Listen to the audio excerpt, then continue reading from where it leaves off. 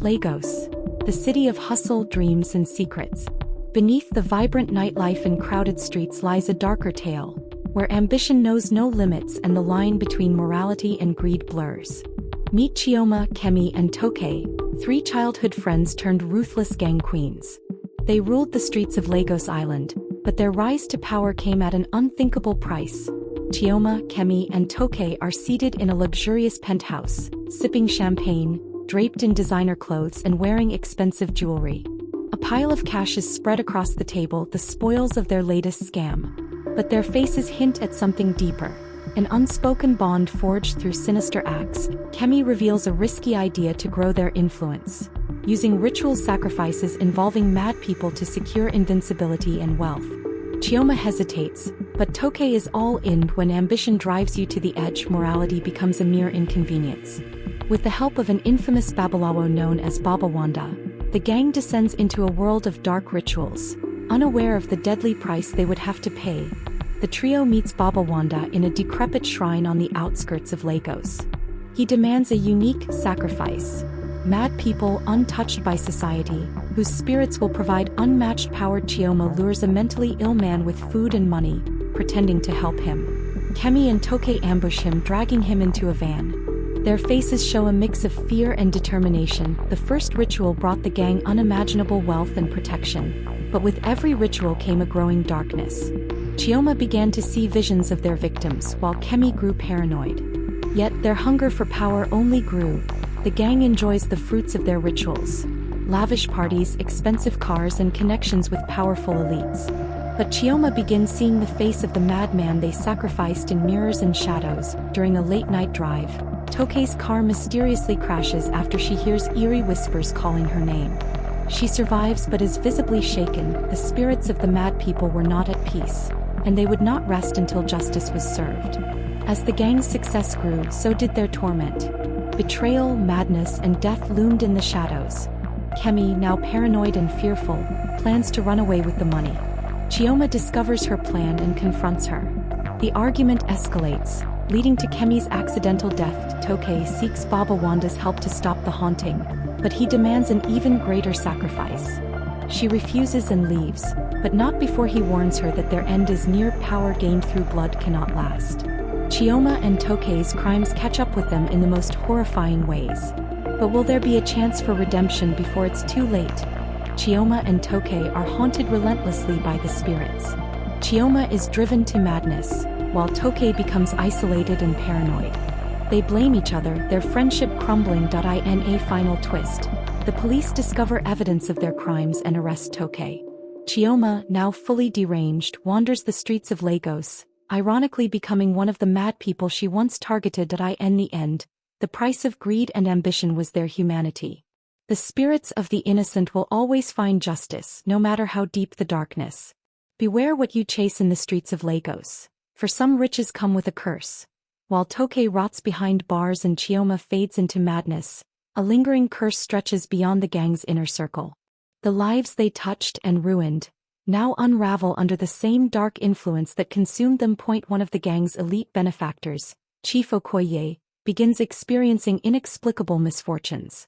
His businesses collapse and his once loyal allies desert him. He remembers his involvement in funding the gang's early exploits and realizes the curse may have extended to him. The families of the mad people used in the rituals, emboldened by rumors of the gang's downfall, band together to demand justice. They launch protests in Lagos calling for answers. A fiery investigative journalist, Ao, digs into the story, determined to expose the truth. Even the most skilled manipulators of darkness cannot escape the light forever. Baba Wanda's past, hidden in shadows, resurfaces to seal his fate. Ao uncovers Baba Wanda's history as a former herbalist who turned to dark magic after losing his family in a tragic accident. Desperate for power, he aligned himself with wealthy but corrupt elites. Now, the spirits of those sacrificed haunt his shrine, weakening his powers. Realizing he's losing control, Baba Wanda attempts a powerful cleansing ritual to save himself. But the spirits overpower him, dragging him into a fiery abyss. As his shrine burns to the ground out of chaos, a sliver of hope emerges. As the city grapples with the horror of the gang's actions, One unlikely hero seeks to mend the broken pieces. AO's investigative piece on the gang and their crimes goes viral, sparking nationwide outrage. Police reopen cold cases involving missing mad people, and Lagos citizens demand systemic reforms to protect vulnerable individuals. In prison, Toke, overcome with guilt, agrees to confess everything. Her testimony exposes corrupt elites who enabled their rise, leading to multiple arrests. Justice does not erase the pain, but it brings closure. As the ghosts of the past find peace, Lagos breathes a sigh of relief, but at a heavy cost. The families of the victims, supported by activists, organize a memorial in honor of the mad people sacrificed. Lanterns are released into the Lagos night sky as a symbol of peace and hope. Now fully broken, Chioma wanders into a local church and breaks down, confessing her sins. A kind-hearted priest offers her a chance at redemption through community service, and she begins rebuilding her life by helping the mentally ill. In the end, Lagos stood as a reminder of both the heights of ambition and the depths of greed. The queen pins fell, but their story left scars and lessons that would not soon be forgotten. Be careful what you chase in this city of dreams. Sometimes the cost is far greater than you can imagine. Though the rituals have ended and the perpetrators are exposed, the spirits of the victims leave a mark on the city. Some wounds cannot be healed, and some shadows refuse to fade. Despite the gang's downfall, locals report unsettling phenomena.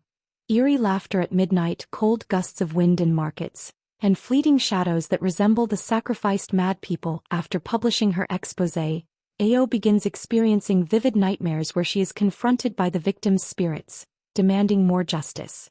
She wakes up shaken but resolved to dedicate her life to advocacy for the mentally ill. In the aftermath of horror, Lagos begins its journey toward healing.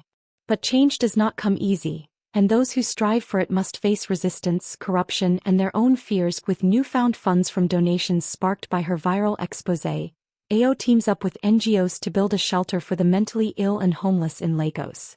The project faces backlash from corrupt politicians and powerful elites linked to the gang. In prison, Toke starts a rehabilitation program for fellow inmates. She gains the respect of the warden and begins to help others face their own guilt and traumas. When you dabble with the supernatural, the consequences ripple through time and space. The curse of the queen pins leaves a chilling reminder that some sins echo far beyond their origin.